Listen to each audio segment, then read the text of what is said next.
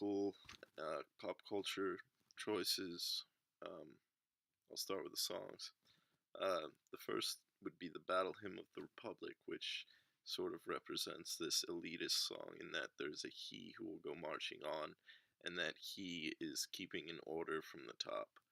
Um, the individualist song choice I chose was Cream by Wu-Tang Clan. Cream is an acronym which stands for Cash Rules Everything Around Me, and the point of the song is that they're individuals who are making money, or dollar bills as they put it. The egalitarian song choice I would have chosen would be the Young Bloods Get Together, in which they're discussing coming together and loving one another. And then the fatalist song choice would be Today Was a Good Day by Ice Cube, in which Ice Cube is just trying to survive the streets of South Central LA and hoping for luck and that he doesn't get pulled over by the police or have to use his AK. The television show for the elitist choice would be Game of Thrones, as there's clear structures of hierarchical power in monarchistic style governments which is occurring, which is basically saying that inequality is natural and people just follow the rule. Um, the individualist show choice I chose was Mad Men, in which it's a bunch of individuals basically trying to make it to the top in the advertising world, and of course advertising is trying to make money. The egalitarian show choice I would have chosen would be Full House, in that everybody in the house works together to get through any sort of conflict that they come across. It doesn't matter who, and the wealth is pretty much spread equally throughout the house. The fatalist show choice I've chosen would be It's Always Sunny in Philadelphia, in which all the characters are hoping their best to survive, even though inequality is natural in that some of them have more wealth than others or more skills than others in certain fields. Um, Moving on to movies or films, Star Wars would be the elitist film choice I'd choose, as the Jedi sort of represent a leadership from the top. Um, Inequality is natural in that not everybody is as gifted with the Force as other people are, and they try to maintain their order throughout the universe. The individualist film I would choose would be There Will Be Blood, as it represents there's this Texas oil tycoon played by Daniel Day-Lewis, who's an individual trying to make money no matter whose feet he has to step on to do so.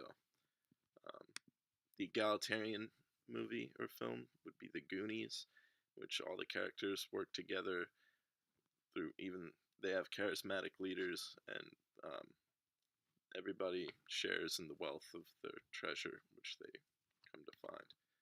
And the fatalist film would be The Hunger Games, in which characters are pitted against each other to survive, hoping for luck, and without real much of a concern for leadership.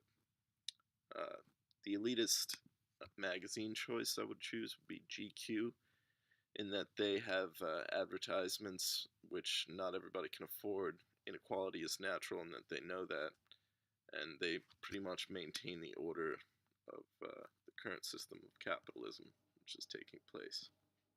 The individualist magazine choice I've chosen would be Forbes, in that Forbes sort of rewards the individual who, through their own blood, sweat, and tears, makes their fortune, multimillionaires. And the egalitarian magazine choice I'd choose would be Vice magazine, in that they have no prejudice in the stories they cover. They cover stories from lower class all the way to upper class stories. So they're pretty egalitarian, and they're also charismatic, and I guess they try to make people feel equal. The Fatalist magazine would be People, or really any gossip column magazine, in that there isn't really any leadership in the celebrity stories which are covered, but there is a clear example of inequality being natural, in that celebrities are shown to live natural lives which could be lived by anybody else, but really not the case. Moving on to literature, the Bible would be the book I would say would be the most elitist book that I know. As God, it represents the leader from the top, and inequality is natural, and that not everybody has the same sort of powers as the Christian God.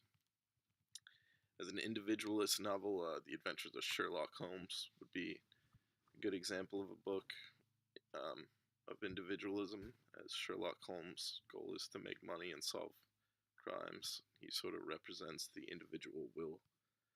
Uh, as an egalitarian book, The Hidden Life of Trees, I think, represents a pretty good egalitarian example of literature, even though it's nonfiction, but it discusses how trees work together in the forest to survive, and that even a fallen tree is taken care of by the trees around it to stay alive, even while it's not connected to the ground by its roots anymore. Fatalist literature I've chosen would be Cloud Atlas, in that there's no concern with leadership, and most of the characters find themselves in conflicts, hoping to survive one way or another. Moving on to heroes, I'll say Batman would be the most elitist hero in that his alter ego, Bruce Wayne, is actually one of the richest capitalists in the city of Gotham, and he's trying to lead from the top, but inequality is natural in that he has a lot more resources than anybody else in Gotham. Deadpool, I think, represents the best example of an individualist hero in that he is a mercenary working strictly for cash, even though he teams up with the X-Men here and there.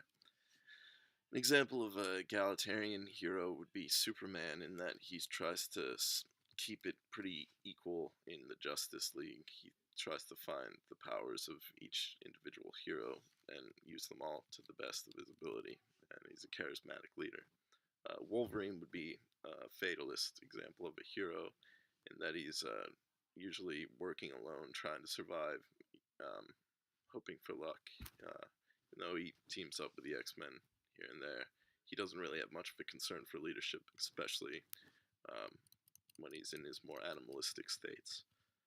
Heroines, I've chosen Joan of Arc as an elitist, as she represents the Christian God, who I've already discussed as being sort of elitist in nature, as being a leader from the top, with godly powers being inequality as unnatural. Scarlett O'Hara, I think, represents a good example of an individualist heroine, as at the end of Gone with the Wind, she is left alone as the individual to reclaim her plantation and start it over again. Uh, Mulan would be an example of an egalitarian, in that she works equally with the men in the army, and she helps them to achieve greatness together as a team.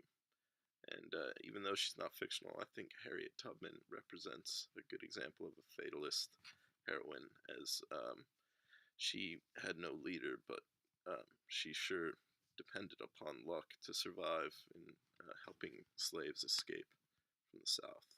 And moving on to games, The Legend of Zelda, I think, is a good example of an elitist game, in that there's a monarchy in which Zelda is the princess leading from the top and helping the bottom. And I think Monopoly would be a good example of an individualist game, in that it's every man for himself, trying to make some cash on the game. The Sims, I think, represents a good example of an egalitarian game, in that The Sims, while you're playing in, each character requires the same amount of attention to stay alive as the next if you're playing in the family mode. And I think Call of Duty multiplayer online would be the best example of a fatalist game, as there is no leader and it's every man for himself, but it's based on luck or skill, trying to survive the game. Moving on to sports, I think football represents the best example of an elitist sport, as the quarterback is sort of the leader along with the coach at the top. Inequality is natural in that not everybody gets to call the play calls as the quarterback or the coach does.